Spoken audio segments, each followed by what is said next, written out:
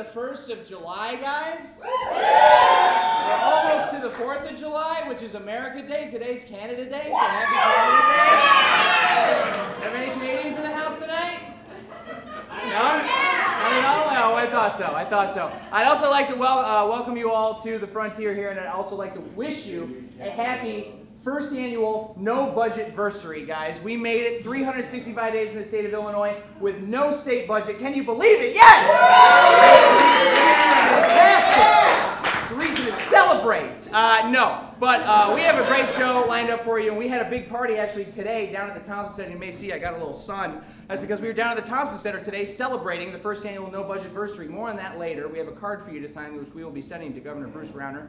But first, just a quick recap of the news from the past month. Microsoft, the software company, has announced plans to purchase LinkedIn, I don't know what to call them, the popular professional social networking website, for $26.2 billion.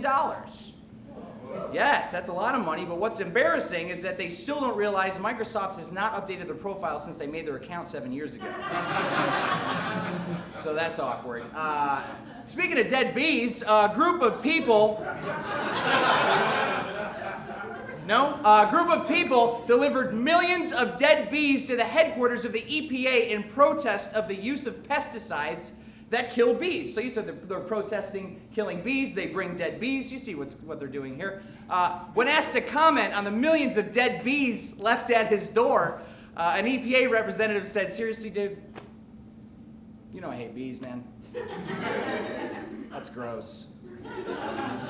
A robot in Russia, moving right along. We gotta keep moving. A robot in Russia escaped from its testing facility before causing a traffic jam last week. This really happened, as you can see. Nothing was wrong with it. This wasn't a malfunction. It just wanted to reenact that scene from The Truman Show where Jim Carrey stops cars with his hands.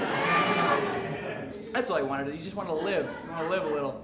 In Peru, authorities seized a tanker bound for China containing more than 8 million illegally gathered seahorses. This is a very elaborate story, but in Peru, they gathered 8 million illegally gathered seahorses that were being shipped to China. This is terrible news for the Chinese economy, of course, as they now have to provide for 8 million unemployed sea jockeys, which is very specific type of sport. In local news, a man was denied service at a West Loop pizzeria for wearing sweatpants in violation of the pizza place's dress code, when in actuality they were $350 woolen slacks from Saks Fifth Avenue. So that's a little misunderstanding. In other news, a pizza parlor in the West Loop is about to go out of business because of its pretentious dress code.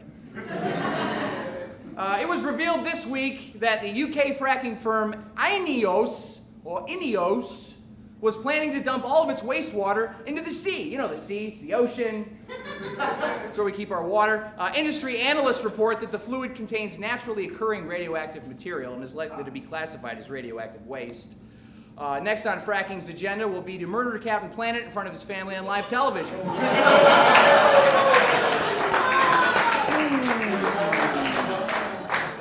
I must be wearing a fire ring because that's a sick burn. Speaking of sick burns, Iran, a city in Iran hit a near record temperature last week, where the temperature got as high as 165 degrees. This is true. It really happened. Newspapers within the country confirmed this is the hottest thing to come out of Iran since Andre Agassi. Right? Yeah, man. Yeah, you know? He had his day, man. He's looking good. U.S. Customs and Border Protection agents seized 1,619 pounds of marijuana concealed in a shipment of fake landscaping stones in California on Saturday. This really happened. That's the thing. So Brock's graduation party is totally going to suck now. Me, bro? Yes, you, bro. We got a great show for you today, guys. We have, to explain this budget that kind of happened or may not have, we have State Senator Daniel Biss in the house tonight, so I'm very excited about. Very exciting news. We're going to have a presentation in regards to the Brexit from Fran Hoepfner, not too short in order. And to top it all off, we're going to have a hearty dose of musical performance by Isaiah Collier and the Chosen Few in not too short in order. Very exciting, very exciting. But first, we're going to play a little game. We have a patent pending game here on Good Evening called That Being Said, where I read a piece